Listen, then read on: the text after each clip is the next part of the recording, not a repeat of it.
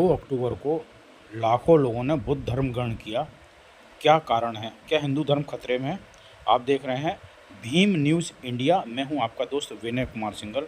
यदि आप हमारे चैनल पर नए हैं तो प्लीज़ हमारे चैनल को सब्सक्राइब कीजिए और वीडियो देखने के लिए बेल आइकन का बटन दबाना न भूलें।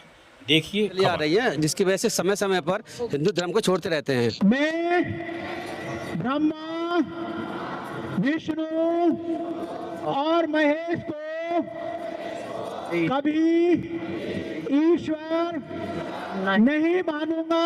लेकिन मैं आपको एक बात बता दूं कि डाटा कुछ और कहता है। डाटा कुछ और कहता है कि पूरे वर्ल्ड में, और हम इंडिया के कॉन्टेक्स्ट में बात करें तो अगर पूरे इंडिया के कॉन्टेक्स्ट में देखें तो हिंदू धर्म को छोड़ने वाले बहुत ज़्यादा नहीं है, लेकिन बुद्ध धर्म का भी हम बहुत ज़्यादा प्रचार करके और उसमें लोगों को ला नहीं पा रहे हैं, बुद्ध धर्म में कन्वर्ट नहीं कर पा रहे हैं। ऐसी स्थिति है देश में।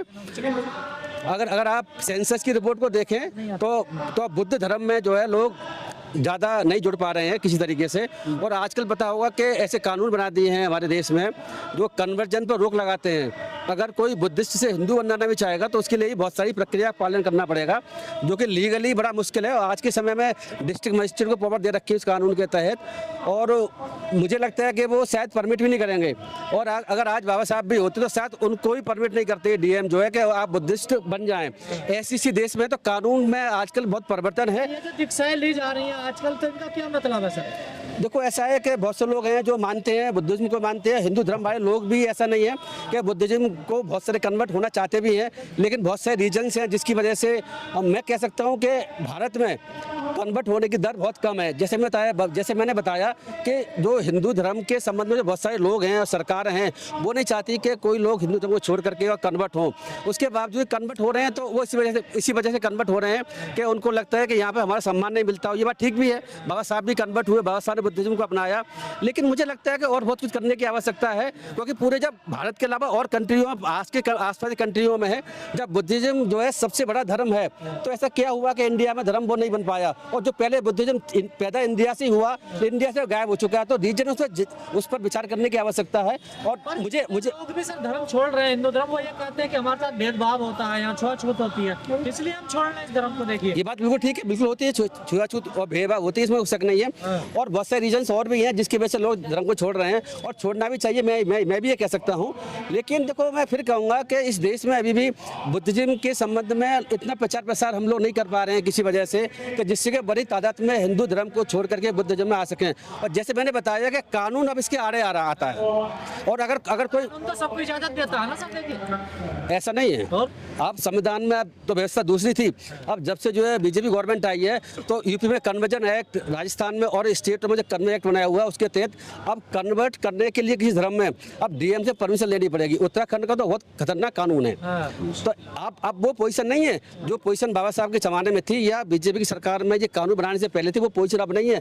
किसी भी धर्म से दूसरे धर्म में जाने के लिए आपको फॉर्म भरना पड़ेगा, डीएम परमिट करेगा आपको, डीएम पहले जांचेगा कि कन्वर्जन जो है प्रॉपर तरीके से संविधान के तहत हो रहा है नहीं हो रहा।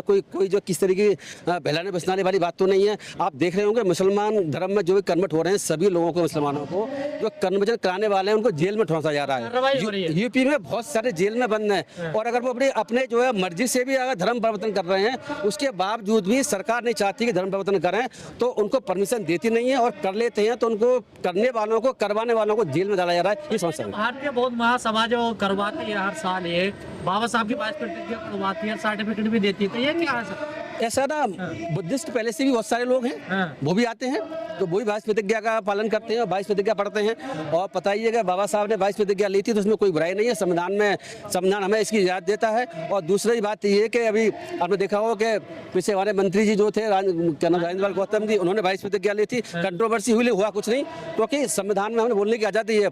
जब किताबों को सरकार खुद छाप रही है, बाबा साहब की जिसमें 22 प्रतिज्ञा लिखी हुई है, तो लेने में क्या दिक्कत है? तो बिल्कुल ठीक है। ये बात मैंने अपने मंच पर भी गई थी कि पहले 1990 से पहले फायदा नहीं मिलता था, 1950 में जब संविधान बना उसके बाद में जो रिजर्वेशन की व्यवस्था की गई, तो रिजर्वेशन का लाभ उन लोगों को मिलता था जो हिंदू धर्म के हैं, और उस कास्ट सर्टिफिकेट पर अभी लिखा रहता, पहले भी लिखा रहता था कि हिंदू धर्म की फलानी SC कास्ट से है, ये ST से है। उसके बाद में सिखिज्म को ये अधिकार दिया गया कि अगर वो कन्वर्ट हो गए सिखिज्म में दलित लोग जो है, तो उनको भी लाभ मिल सकता है। और 1990 में फिर बुद्धिस्टों को भी अधिकार दिया गया, अगर कोई भी SC का हिंदू धर्म को छोड़कर बुद्धिस्ट में कन्वर्ट हो गया है, तो संविधान के तहत रिजर्वेशन से सारे लाभ उसे मिलते हैं।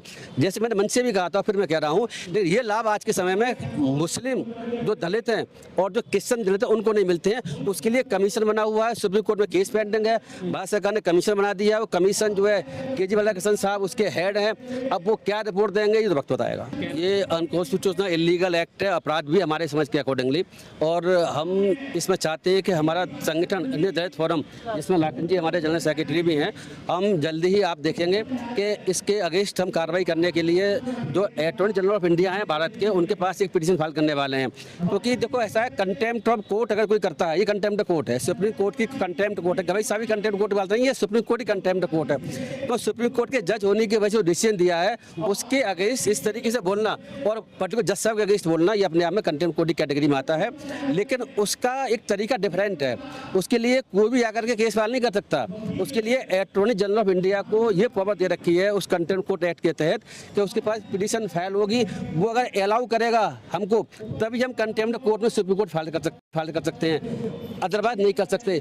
दूसरा ऑप्शन ये है हम लोगों के पास में कि CJI साहब या सुप्रीम कोर्ट खुद ही कंटेम्प्ट कोर्ट का सुमोटो ले ले, लेकिन मुझे लगता नहीं है वो सुमोटो लेंगे, तो हम जल्दी ही आप 2-4 दिन के अंदर देखेंगे पिटीशन फाइल करेंगे। इसमें सिर्फ कास्टिज्म का ही पहलू है, और अगर जो है कोई मुस्लिम के खिलाफ कोई बात कही होती तो मुसलमान ने किसी ने कोई बात कही होती तो अब तक कभी कार्रवाई हो चुकी होती। इसमें कास्ट का पहलू हुआ। हमारे जो गवाई साहब हैं, आपको पता ही है, दलित हैं, second chief justice of India भी हैं, तो उन्होंने जो बात कही है, मैं पहले भी कह चुका हूँ कई चैनलों में, कि हमारे हिसाब से कोई ऐसा गलत नहीं कहा उन्होंने। जो भी कहा कानून संविधान के दायरे में रहते हुए, ऐसा जनरली कमेंट जजेस करते रहते हैं, लेकिन जो बाबा लोग जितने भी हैं जो उनके कमेंट को हिंदू धर्म के अगेंस्ट देख रहे हैं, ऐसा बिल्कुल भी नहीं था।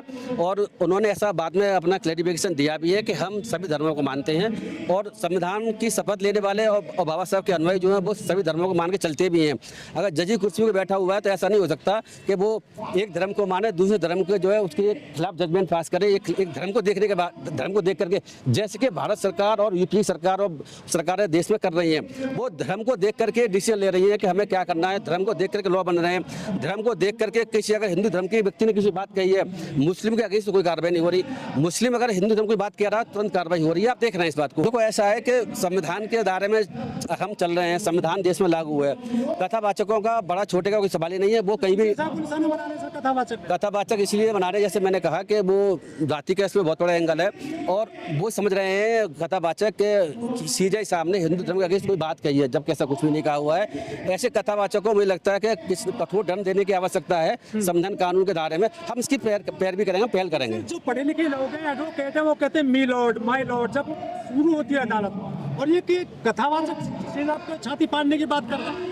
आप ये देखिए कि इन लोगों की हिम्मत कितनी बड़ी हुई है, कि हिम्मत इसीलिए बड़ी हुई है क्योंकि सरकार का इनको संरक्षण है। अगर सरकार का प्रोटेक्शन नहीं होता तो ऐसा कभी हो नहीं सकता था। मैं आपको फिर कह रहा हूँ कि अगर ये बात किसी मुस्लिम ने कही होती तो अब तक वो राज को लग के जेल बंद होता। देखो ऐसा है, संघ की सोच की गलती है। संघ की सोच को आपको पता ही होगा, वैसे भी संघ में महिलाएं तो वैसे भी अलाउ नहीं है, मेरे ख्याल से जहाँ तक मुझे जानकारी है आज भी अलाउ नहीं है। संघ की सदस्य जो है महिला नहीं बन सकती। ऐसा संगठन जिसको कि 100 साल तो पूरे हो गए हैं, ये बात हम मानते हैं, लेकिन ऐसा संगठन जो कि महिलाओं को अपने संगठन में एंट्री करने की इजाज़त नहीं देता, वो समानता के अधिकार के अगेंस्ट और संविधान के अगेंस्ट और महिलाओं के अधिकारों के कितनी खिलाफ सोचता होगा, ये आप इसे सोच सकते हैं। तो अभी जो है गवाई साहब की जो मदर थी, उनकी कंट्रोवर्सी कुछ चल रही है। अब मुझे नहीं पता वो जाएंगे, जाना भी नहीं चाहिए। देखो ऐसा है कि RSS संगठन जो है बड़ा खतरनाक संगठन है, और इस बात को सभी लोग जानते हैं। लेकिन ये अलग बात है कि आज के समय उन्हीं की जो पॉलिटिकल विंग है, भारतीय जनता पार्टी की सरकार बनी हुई है, तो इसीलिए वो उसको और प्रोटेक्ट करना चाहते हैं। तो देखो मेरा मानना ये है कि गवई साहब की मदर को या गवई साहब के भाई साहब की जो कंट्रोवर्सी चल रही है आज के समय में, उनको बिल्कुल साफ नकारना चाहिए और मीडिया में अगर ये बात कहनी भी चाहिए। ये कंट्रोवर्सी शुरू क्यों हुई, आखिर क्यों उन्हें एक्सेप्ट किया, अपने उनको आमंत्रण नहीं एक्सेप्ट किया, सच्चाई क्या है, ये मुझे लगता है उन्हें खुद भी कहने की आवश्यकता है। लेकिन जो ये सरकार है, राष्ट्रपति द्रौपदी मुर्मू को मंदिर के उद्घाटन नहीं बुलाती है, तो दलित समुदाय की मदद बुला लेती है अपने कार्यक्रम में। मंदिर का उद्घाटन एक अलग बात है, ठीक है ना। यहाँ पर आरएसएस को ये दिखाने के लिए कि एससी के जो chief justice of India aspect हैं और एससी के लोग भी आरएसएस को मानते हैं, तो क्योंकि आपको पता ही है कि सब वोट की राजनीति का कंसेप्ट है, तो वो चाहते हैं कि ऐसा मैसेज दिया जाए कि हम लोग जो है दलितों के पक्ष में है, महिलाओं के पक्ष में है, और सीजेआई साहब को भी इम्प्रेस करने के लिए, जिससे कि मुझे लगता है इंडायरेक्ट रूप से कि उनके पक्ष में कुछ जजमेंट दे सके। आप देख रहे थे भीम न्यूज़ इंडिया। यदि आपको हमारे द्वारा दिखाई गई खबरें पसंद है तो प्लीज़ हमारे चैनल को यूट्यूब पर सब्सक्राइब कीजिए, लाइक कीजिए, शेयर कीजिए, कमेंट्स कीजिए। बेल आइकन का बटन दबाना ना भूलें, जिससे कि आने वाले नोटिफिकेशन की जानकारी आपको मिल सके। भीम न्यूज़ इंडिया के फेसबुक पेज, ट्विटर यानी एक्स और टेलीग्राम पर भी आप फॉलो कर सकते हैं। न्यूज़ अपडेट के लिए बने रहिए हमारे साथ, देखते रहिए भीम न्यूज़ इंडिया। आपका बहुत बहुत धन्यवाद।